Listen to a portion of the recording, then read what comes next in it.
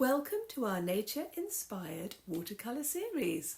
I'm Cate Field, artist, teacher and speaker, and I am thrilled to have you here with me on this creative journey. So over the next few weeks, we'll be exploring the serene beauty of nature through watercolour. We'll be drawing inspiration from the sea, the forest and the sky. So whether you are new to watercolour or you've been painting for years, this course is all about immersing ourselves in nature's beauty and experimenting with the techniques to bring your unique style to life. So we are going to really hone in each week on diving into a new theme, exploring the different aspects of the natural world, starting by capturing the fluid tranquility of the ocean, blending soft blues and greens and greys and browns to create a peaceful seascape. And next, we'll be wandering into the forest, where we'll be painting the treasures found on the forest floor. So think delicate mushrooms and leaves and rustic pine cones and things like that. And then we will turn our gaze to the sky, blending those warm and cool hues to create wonderful sunrises and sunsets or stormy clouds. And then finally, in the last week, we'll bring it all together and I'll show you how to take the skills and techniques that you've learned from earlier sessions and how to develop them into a finished piece. Something that you could display or give to someone or use as a stepping stone for your next project. Because this is all about finding your voice in the work and letting your creative flow. So as we go through each theme, I encourage you to play, to experiment and to enjoy the process. There is no right way to capture nature, and every brushstroke that you make adds a piece of you to your artwork. This course is about finding peace and inspiration and joy in the natural world around us, and then translating that into something wonderful on paper. So, gather your paints, find a comfortable place, and let's dive into this nature-inspired watercolour series. I can't wait to see the beautiful work you'll create. Let's get started. So let's start with some of the materials that you're going to need. So watercolour paints come in all sorts of varieties, and I use a whole variety of different types of paint depending on what I'm doing.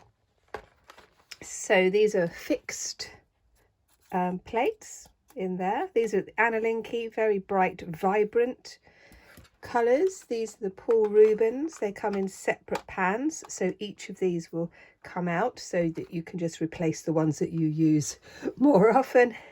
And these are the Mailing watercolour tubes. There's no right or wrong. You use whatever you have. You don't have to spend a lot of money.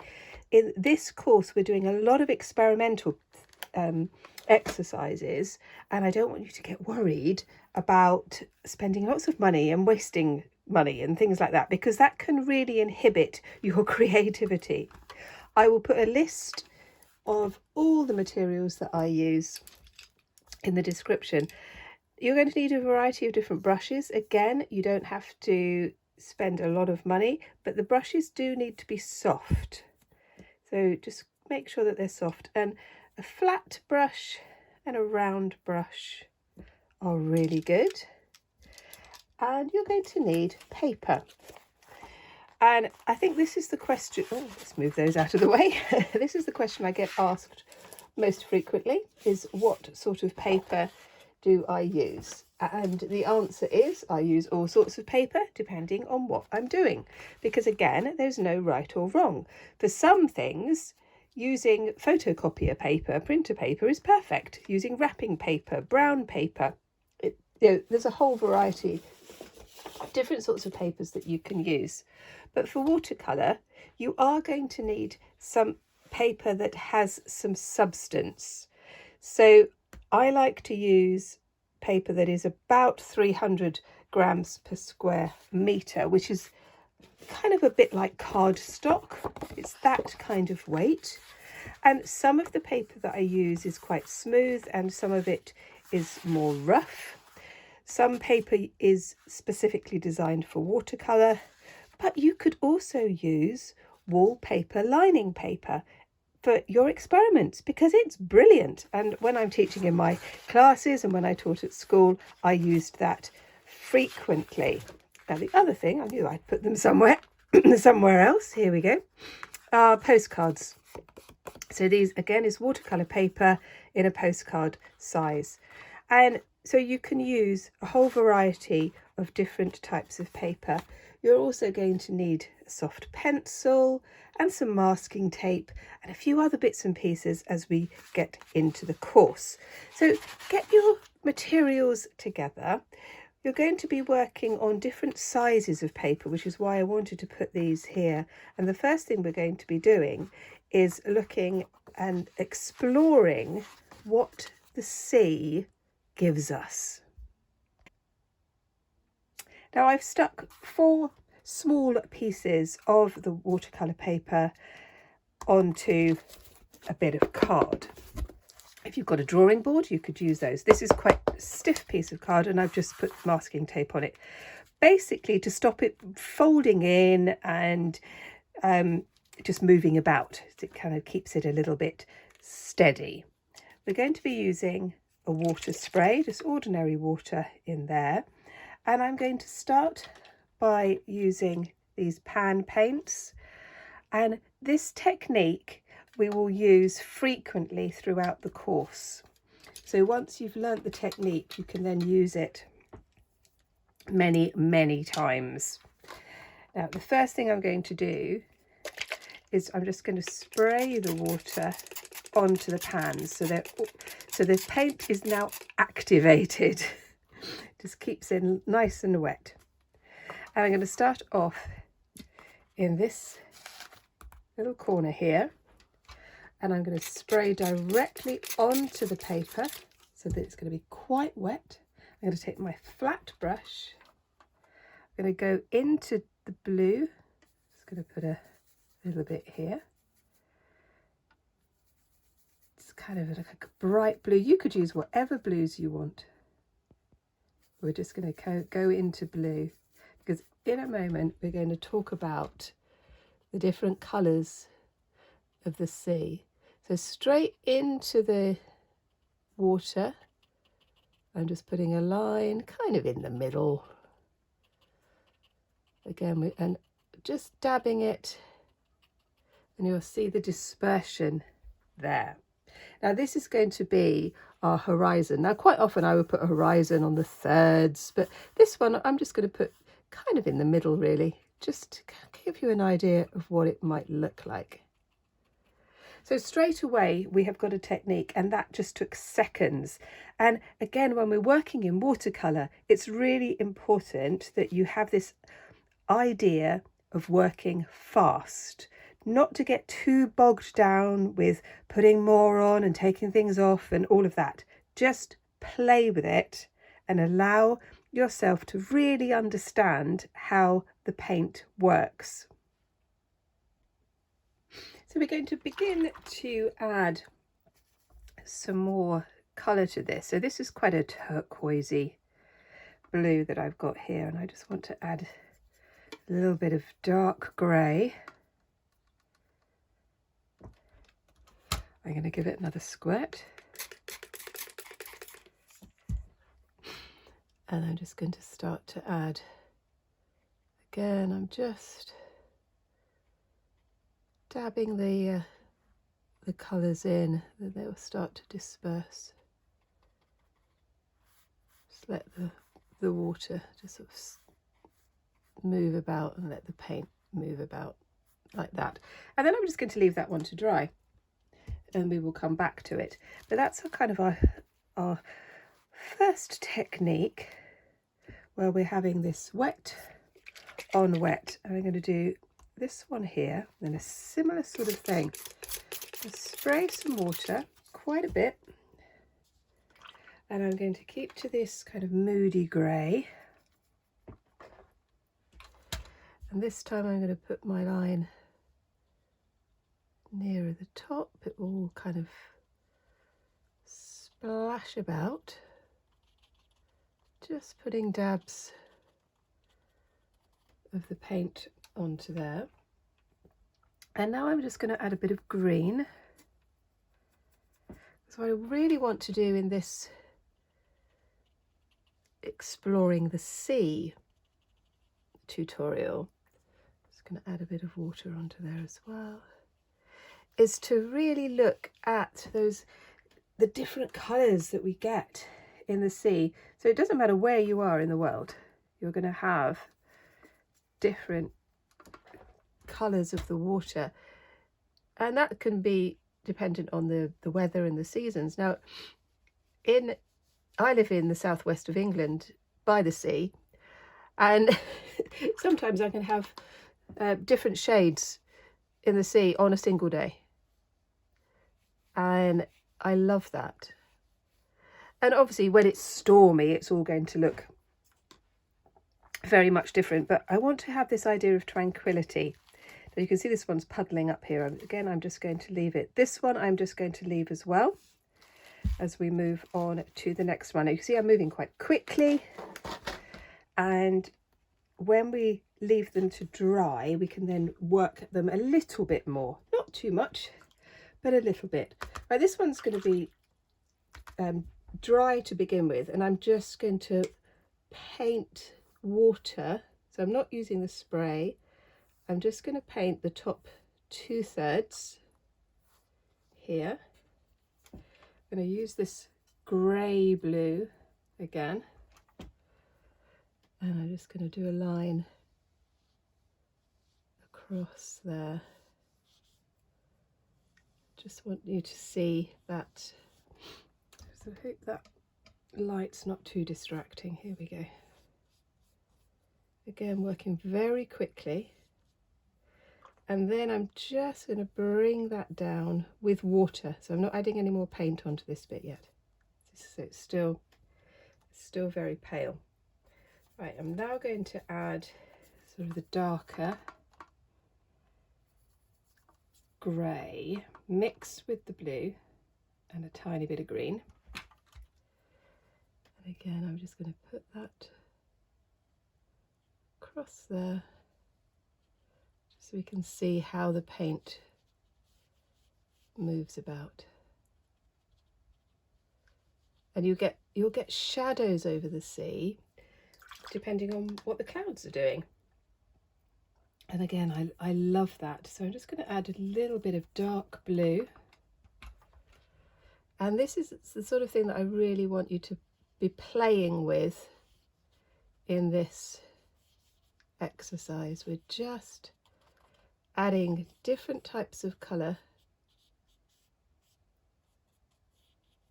to the water. And I'm just going to move that out of the way as we move on to this one.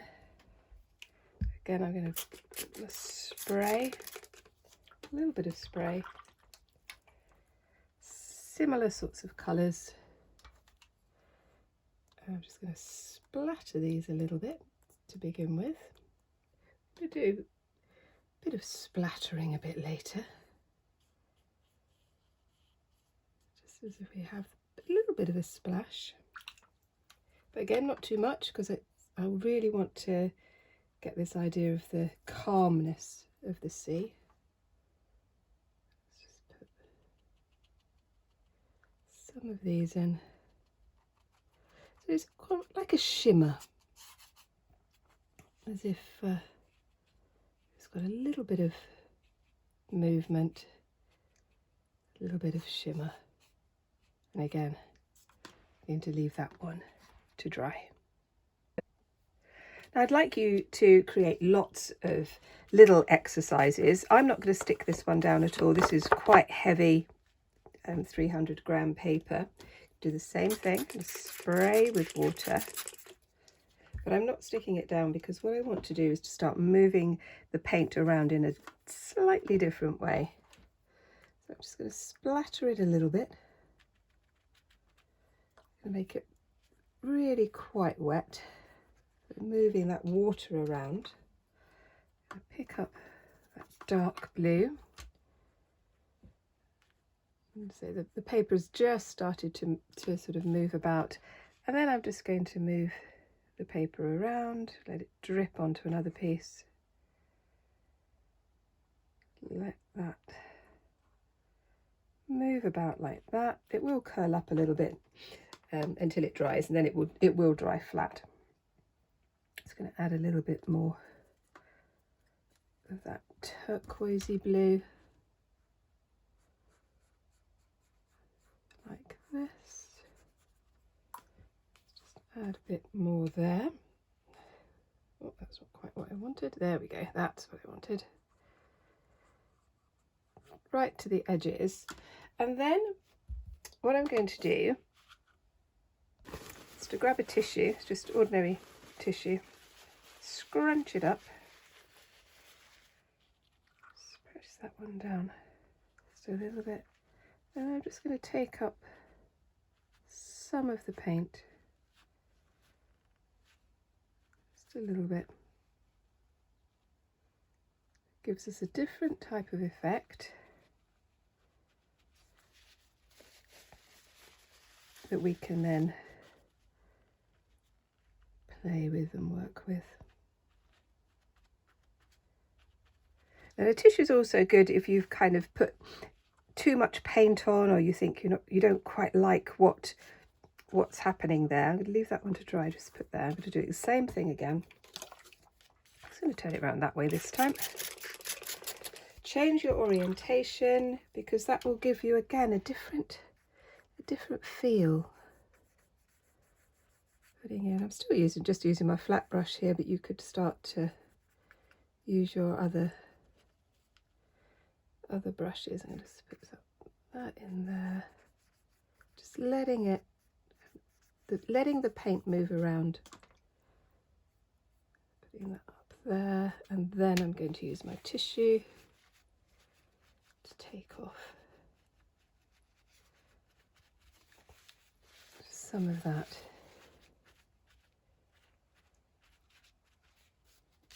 Quite liking that. Let's just add a little bit more, activate that paint a bit more. And I'm going to leave that one to dry. So the next technique we're going to do is we're going to be using cling film, which is great fun to use. It really is. Again, I'm going to spray. There's a different shape piece of paper.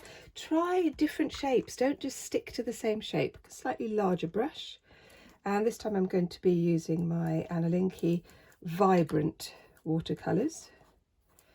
You can try all sorts of paints and see which ones you like. I'm just going to put that in just very, very lightly. You can see how bright this is. I love it. Absolutely love it. Going right to the edge. The paper is starting to buckle a little bit, and that's fine. That's just going to put in a bit of the cobalt blue as a line. Just putting that over like that. Now while it's still wet, I'm just going to take just a little bit of my cling film, lay it over the top, and then just sort of bring it off, and you'll see that it all starts to blend in a little bit there in quite a quirky way. You can just try, I'm going to just have a little bit of a play with it. Let's put a bit of tissue there. Scrunch that up, lay that on, just a little bit, just gives us a different sort of texture, little sort of bubbles and things like that, which can start to bring something to life, really. I'm going to leave that to dry, and then we're going to do a similar sort of technique on a slightly larger piece of paper, because then you'll really see the effects. So I've got a piece that's A3 size, so that's like two letter sizes approximately. And again, I'm going to use wider brush, just putting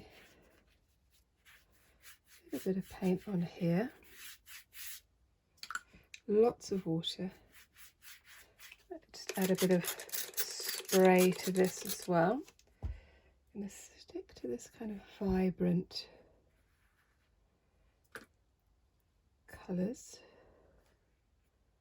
just as we come down here. I'm leaving this blank for the moment because, again, I just want to show you what can happen. This is the same bit of cling film. Scratch that up a bit. I'm going to put it on the top here, press it down, I'm going to lift that up, and then I'm just going to put that down there onto that bottom bit of the page, and you see that you're going to start picking up some of that water, some of that colour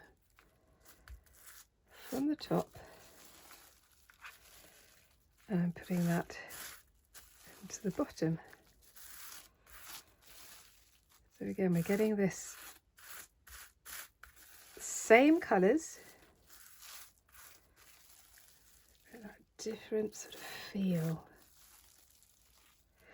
And we're going to be doing this sort of technique when we do sky, because obviously when I'm doing my sort of seascapes, I will quite often have sky in them. But I just want to show you something in a moment. Again, I'm just using the cling film to pick up the excess water and colour, to put it underneath here. And we're now going to do a little trick that I say to all of my students, is when we're creating something like this, let's turn it upside down and see what it looks like.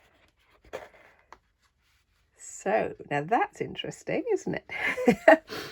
And again, it's that we can get a different sort of feel. And again, it might be that you actually want it that way round. You turn it however you want. These are experimental pieces. I can't stress this enough, actually. But I'm quite liking it this way. I quite like that sort of movement. So although we are looking at the calmness and the stillness of the sea, there's still energy. And I quite like that. So the next thing we're going to do, we're going to have a bit of fun, really. We're going to be using bath salts. These are Epsom salts, so they're just the crystals that you pop in the bath to keep it lovely and soft, and it's good for your muscles and all of that kind of thing. And I was still using my same blues. We're going to keep to those. I'm going to do 4 at the same time. So these are my little postcards, and this time I'm going to have this sort of turquoisey green, like that. I put the colours just down like this on this one. This one is going to be kind of more of a midnight blue type effect. Put a little bit of grey in there as well. Just let those colours move about. That's it. That kind of thing. They're the Analinkies. This one I'm going to stick to the Paul Rubin. Again, just dabbing that paint into the wet, like this. Bit of green in there. And then what we're going to do is just sort of sprinkle some of the crystals into the paint. I'm just going to leave it for a little while and let these dissolve a little bit.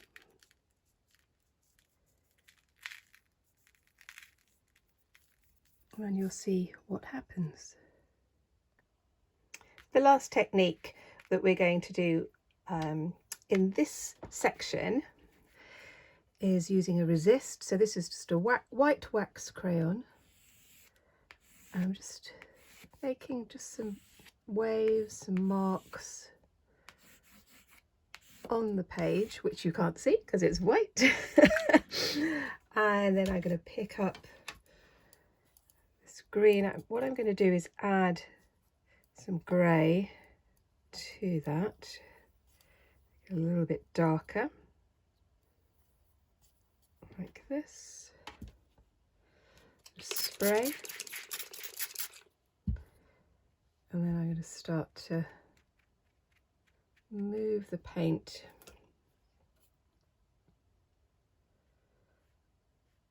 slowly onto it. Do it very gentle. And I can't sort of stress again, you have to practice this. You have to kind of keep going, because some things won't work and some things will. And when I create my tutorials and my videos, and when I do live demonstrations in my art classes, you will see my mistakes because I'm human. But it's also, I think, very important that students see my mistakes. And again, it's sort of never quite sure with watercolour how things are going to work out. Now, I quite like this, but I'm going to get my tissue. I'm just going to lift some of the paint. Quite like that intensity there. And the idea of this wax crayon resist is to give the idea of just sunlight reflection. So bringing that like this. Again, I'm going to leave that one to dry. So let's go back to this one. This is now dry. I've taken off the masking tape. So they're all lovely and flat, because when they dry out, the paper contracts a little bit, and so all the paper goes flat. Now, I am really pleased with how these have turned out. They're going to be popped into my sketchbook. I will then annotate them, explaining what colours I used and maybe the technique that I used, which is the method that I teach when I'm teaching something like A-level or diploma or undergraduate art. It's really important that you have a track of what you've done. So I'm just going to put those to one side, but I really like how the paint has dried, and these are creating really lovely backgrounds. Let's just move that one out of the way. Just going to bring back these, but that's not quite dry yet. So these are the ones that have the crystals. So I'm just going to zoom in a little bit on this. And what I'm going to do is to just rub my finger over the surface to remove the crystals, and you'll see the effect of it breaking up the surface and breaking up the paint. So with this one was a little bit more intense, but again it gives a different sort of texture, but you also get some really lovely patterns within the surface of the paint, which you can see. I will zoom in on this one just here. And again, they're going to be lovely as backgrounds, and we will do something a little bit later with these when they are completely dry. Let's moving on to the other pieces where we were playing around with wet on wet, putting in those sort of shades of grey and seeing what that might look like. And we have this one, sort of longer one with the bits of the white showing. I'm going to do something on this one in just a moment. And then this one with the wax resist, which could be round that way. You can see where the resist shows, so as if we've got these sparkles. And then finally, the larger piece. Let's just zoom out on this one. Here we go. Again, where we used the cling film. I really like this background, and it would make a very good starting point. So this one we're coming back to. I'm going to put in some small details. So this is dry, but this isn't like acrylic paint. This is watercolor. So the paint, when we put paint on top, the underneath paint will react to it. But that doesn't mean that we can't put some very interesting shapes on top. And this is what I'm going to do here. I'm going to put in some quite defined lines using my brush. So I started off with the tip of the brush, and I'm now using the side. I'm going to add some water. Just let that disperse. So it's another technique that you might like to try. And we can add different shades of blue into this. Just bringing that, I'm going to keep that white bit of the paper, so white like that. Bringing that round, see, and then just letting that disperse. So we get that idea of movement within the water. And this sort of technique that you can expand. I'm just going to do, I'll just show you here. I'm going to use a different shade of blue. I'm now using my other pan ones here. Let's say we do another line that goes kind of over the top and then underneath. And obviously the paint underneath is still wet, so it will disperse like that. But we still have that defined line here, which again I think can work really well. Now the other thing, in some watercolour palettes you may have some metallic, and in this one we have this silver. I'm just going to do a little bit with the silver just to show you that it can be very effective when used subtly. I don't know whether you can see that. Let me bring in the camera a bit. I'm just letting the silver drip into that top line. So I think that can work and look really quite effective. So above the line is still dry, below the line is wet.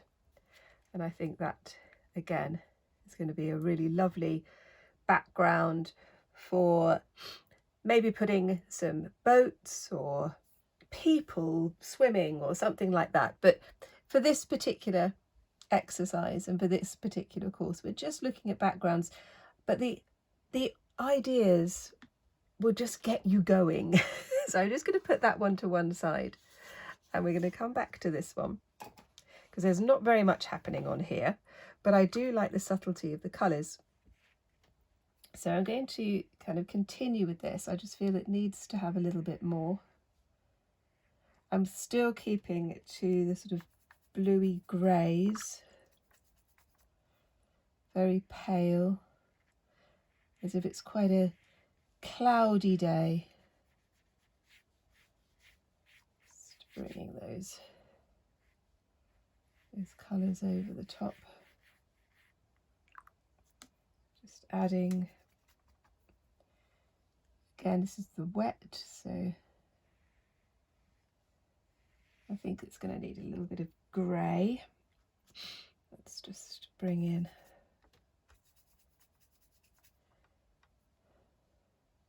that grey. Very subtle. And you can just build up that background a little bit.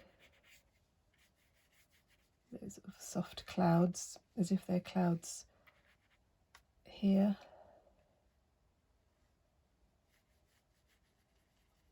Obviously in our third lesson we will really be focusing on skies and the clouds, but I think it lends itself quite well to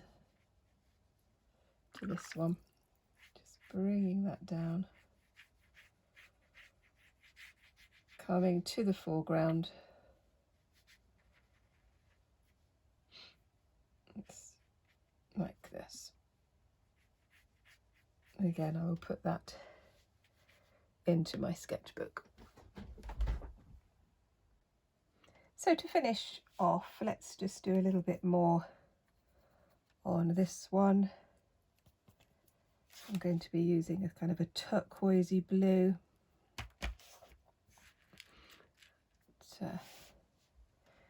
And again, I'm going to bring in some just soft, flowy lines. I let the paint dry a little bit, just so that you can you'll get that effect. You'll still see the lines, but it's a bit more subtle. And I'm going to add another little bit of that silver just into there, which could look really lovely. And then to finish off, I'm going to take quite a dark purple, not purple, dark turquoise, almost a green, and using the pencil very gently. Again, this is wet, more wet over this side.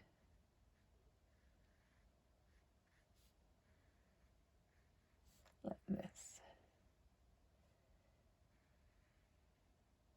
And obviously when it's dry you can add to it. And you could also use different media on it as well. So you could use acrylic pens on top of it. You could use marker pens as well. But I'm just going to stick to the watercolour at the moment. So I hope you've got lots of ideas of how you're going to use these techniques. I really look forward to seeing what you do. So if you'd like to join the Facebook group, the details are below. It's very friendly, very, very friendly space. There we go. Just put that one there. Just bringing, as if we've got these sort of gentle waves.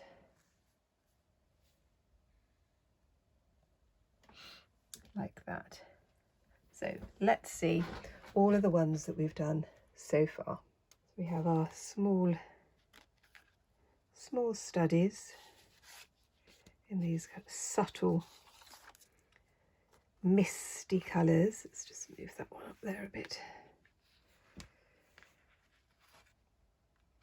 Which I do really like. I like these very pale, subtle colours, and then we've got these sort of textures. So this is another one with the crystals. Can you see what's happening there? I will zoom in on that one. And the same with this, the darker one. And then we have our resist, which was fun. And then finally the larger piece that I think I will do something with that one at a later date. So I do hope you've enjoyed part one of Nature's Brushstrokes, the Sea, and that you've learnt lots of techniques and you've got lots of ideas for moving forward. And just keep practicing, keep playing, and I'll see you next time for the forest.